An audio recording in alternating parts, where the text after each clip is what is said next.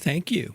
Now, Susan did a magnificent job introducing me just now. She found out about 2 minutes before she spoke that she was going to introduce me. So you did an amazing job given the time you had to work with. So thank you. Thank you all. And it's so wonderful to see people like Susan here. I've seen so many friends this morning. I've seen folks from Beaver County and Butler County and Allegheny County, folks I used to represent. So I am thrilled to be here. I actually live in Florida now, outside of Jacksonville. But when Carol asked me to come, I felt obligated because after the last census in 2010, Pennsylvania, of course, lost one seat. We went from 18 seats to 17 seats, meaning one seat had to be eliminated.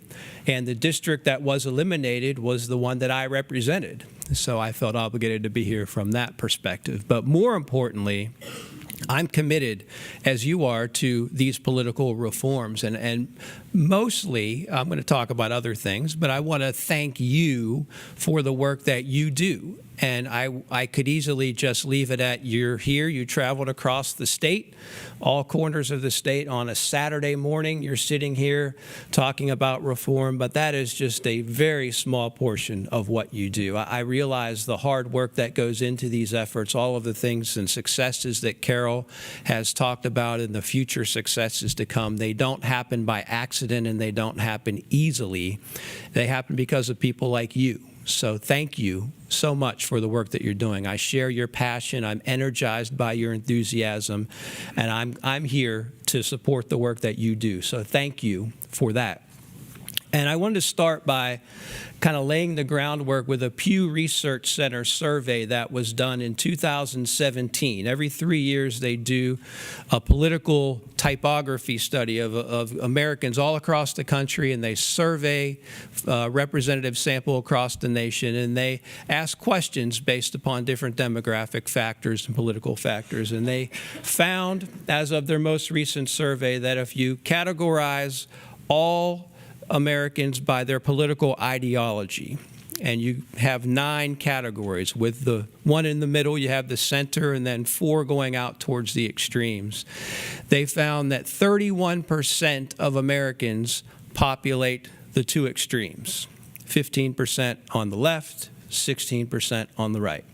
That's 31% of Americans, which means by definition, 69% of Americans do not populate the extremes. Most folks are just normal folks, living normal lives, who think about things other than politics. They're wondering what activity their kid has tonight, what time does church start on Sunday, who's my sports team going to play this weekend. They are not thinking about politics on a daily basis.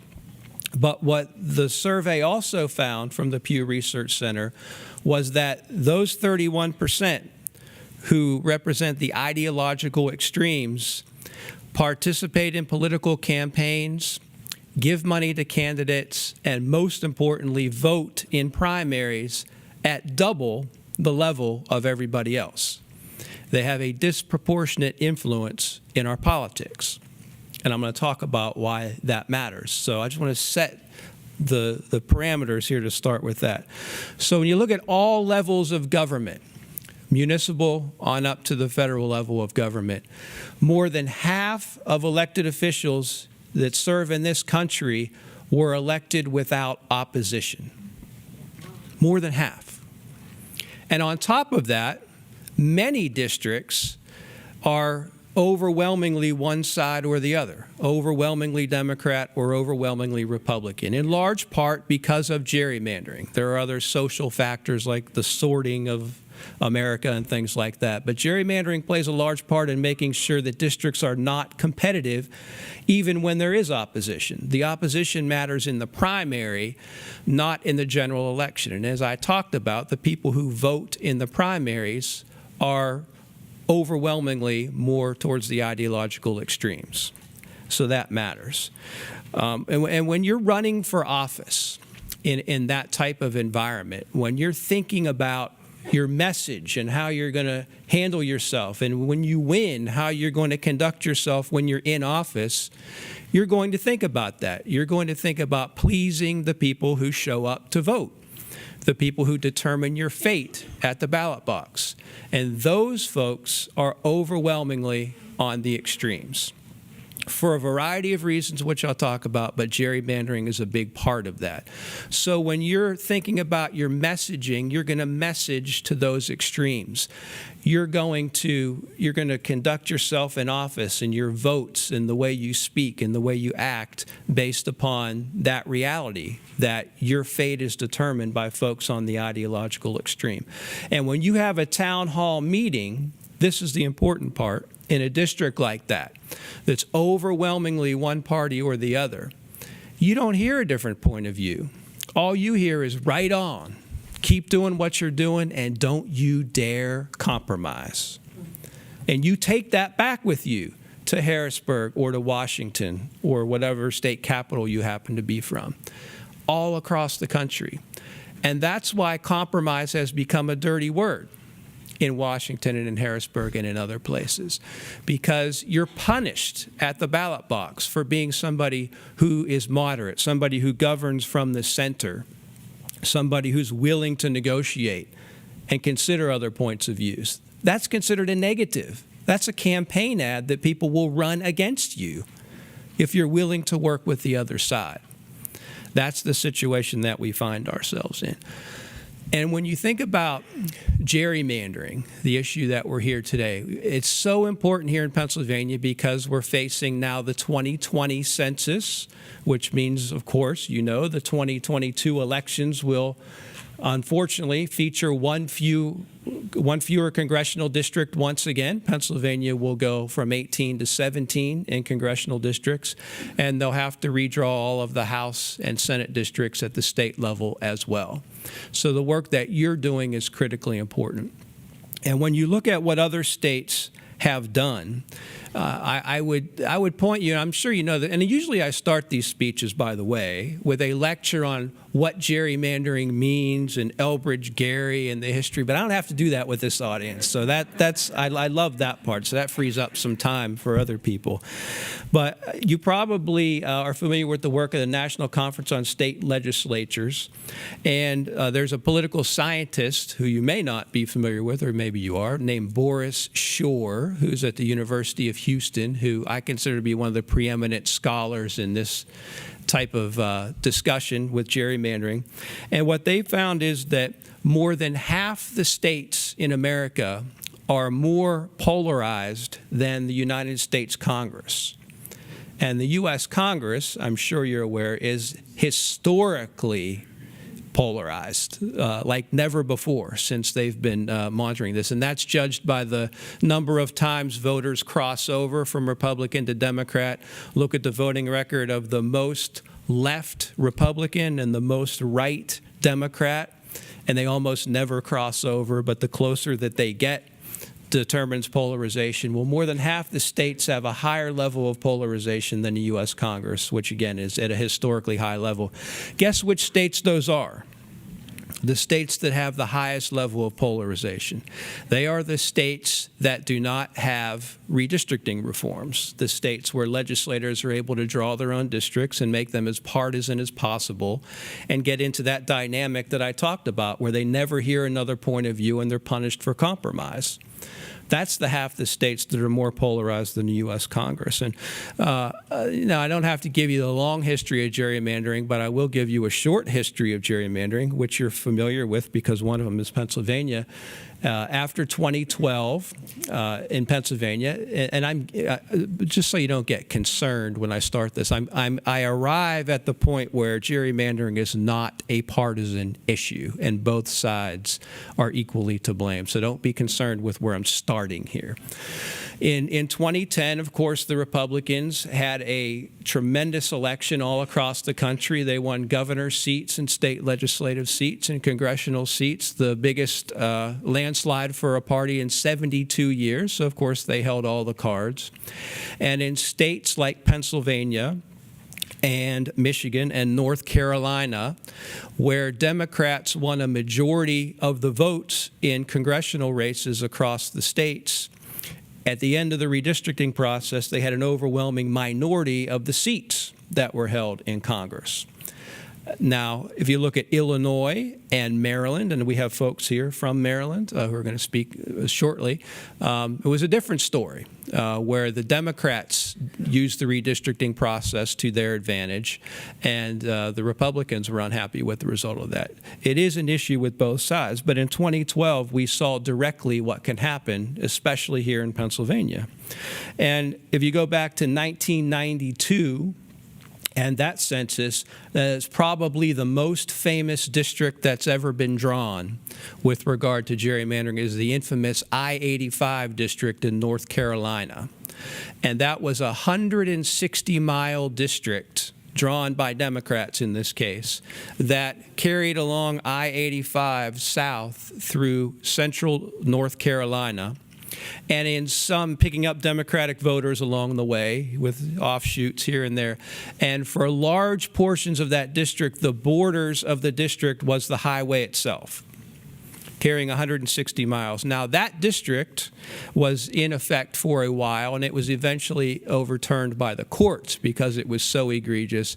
We just had a court ruling on North Carolina from the other side, Republican-drawn districts yesterday, and North Carolina has been in the news too. So you are not alone in Pennsylvania for the need to fight for reform. But there is a long history, and the message that I am bothered by the most is that gerrymandering is a partisan issue. It is not a partisan issue, as Carol has articulated, I'm sure, many times. Given the opportunity, both sides will abuse the process. The issue, if you give, it's too hard to pass up. If you give a legislator the opportunity to secure their own seats and make their own elections less competitive, they will do it every time. That's what this is about. So having the idea of independent commissions, which we're going to talk about, that is so important. Given the opportunity, both sides will abuse the process. And also coming up within the hour here are the folks from California who made the long trek to be here. So thank you all for being here. And I'm a little hesitant to use my standard talk about this because I always brag on what California has done, but I'm worried you're going to fact check me when I'm done. So go easy on me. But California has done a couple of reforms which are important. I'll talk about the second one momentarily. But as it relates to gerrymandering, the results have been amazing. And I will leave it to our panel, our speakers, to talk a little bit more about that. However, consider this. In the 10 years prior to 2012, when the new congressional districts drawn by the Independent Commission took effect, in the 10 years prior to that, there are 120 state legislative seats in California and 53 congressional seats. Okay? In the 10 years prior at the state level, 120 seats, elections every 2 years for 10 years, not one incumbent was defeated. Zero. And of the 53 congressional seats, again, up every 2 years, only 2 were defeated, and both were major anomalies. One was under investigation for murder. He was cleared. It was with the affair with the intern. You might remember that story. I do want to make clear he was cleared of that. However, that was going on while he was running for office. Not helpful in a campaign, certainly. The other one went to jail for 6 years for using his seat on the Appropriations Committee to reward political contributors. Those were the 2 people who were defeated. So other than that, absent major egregious scandal, you were guaranteed re-election in California, whether you were Republican or Democrat. So then the Independent Commission takes effect. They draw the seats more fair. And of the 53 congressional seats in California, 12 of them were drawn to be competitive, relatively competitive. Now, you might say, okay, 12 out of 53, that doesn't sound like very much.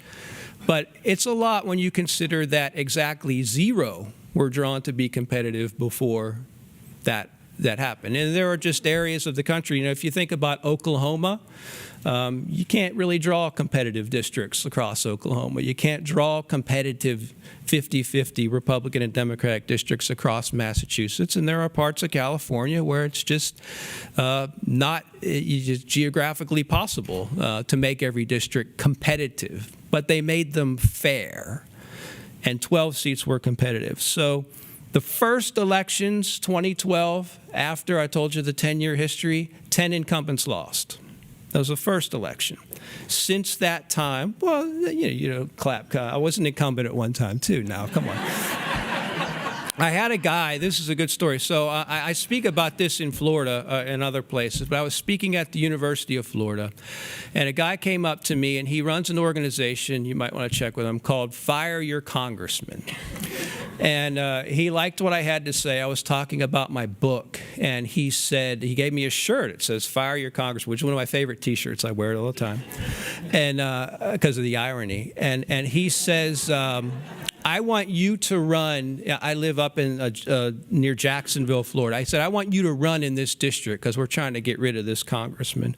And I said, well, I'm not interested in doing that, but I have a question for you. Let's say I ran and I won.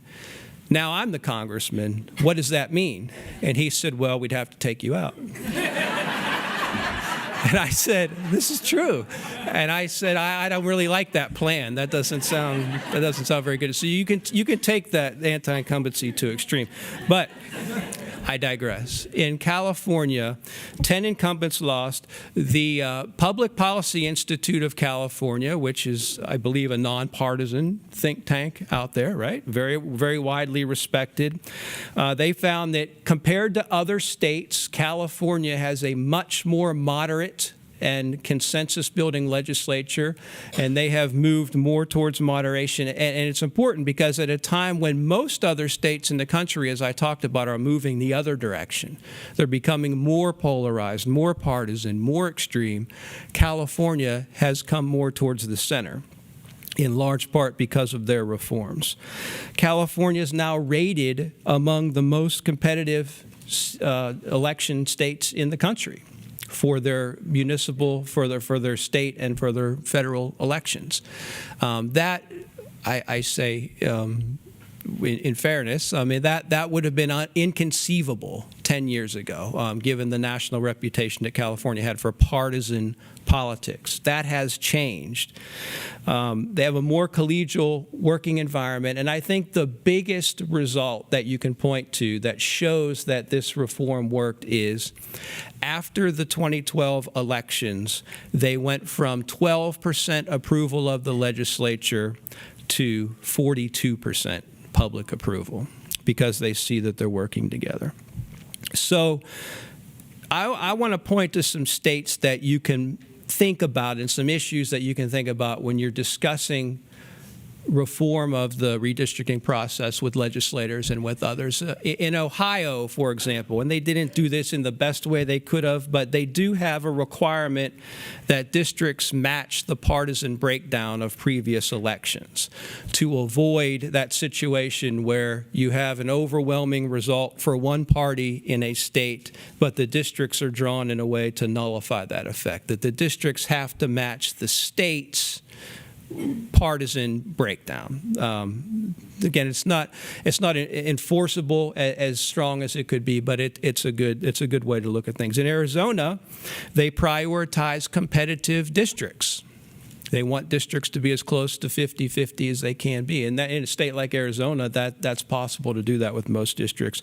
And in Michigan, they passed redistricting reform, making sure that there were no political operatives, politicians, people involved in the political process on those commissions. So very important issues when you think about redistricting.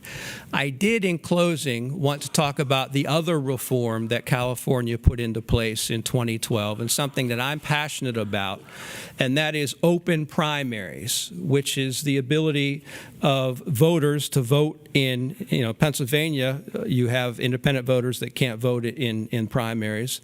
But when you have districts that I talked about one half of American elected officials were elected without opposition, and many districts beyond that, only the primary matters. If you can't vote in the primary, you have no say in who your elected official is going to be.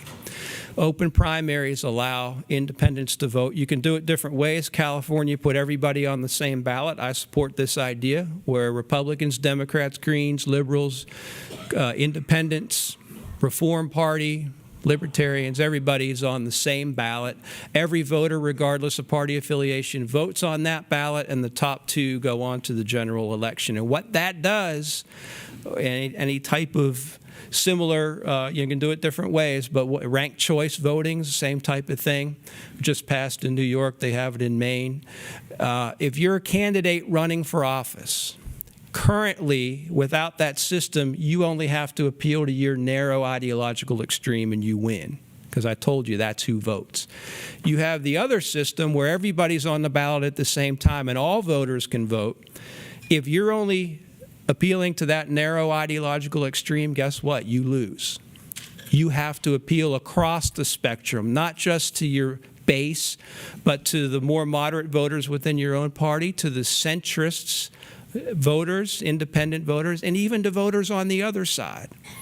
And if you appeal to that and you widen your base, you have a much better chance of winning. And it changes the way you govern. It changes the way you speak. It changes everything about the way you represent that district. And I could give you examples of people I served with in Congress that I noticed the difference after California passed the gerrymandering independent commissions and the open primaries. They changed the way they operate because they had to. They became more moderate because that was the only way they could survive politically. So you're working on an issue associated with that, but equally important with redistricting reform. But open primaries is really important too. So thank you very much for having me. I'm thrilled to be here, and I really am inspired by the work that you do. Keep it up, and anything I can do to help, please let me know. Thank you.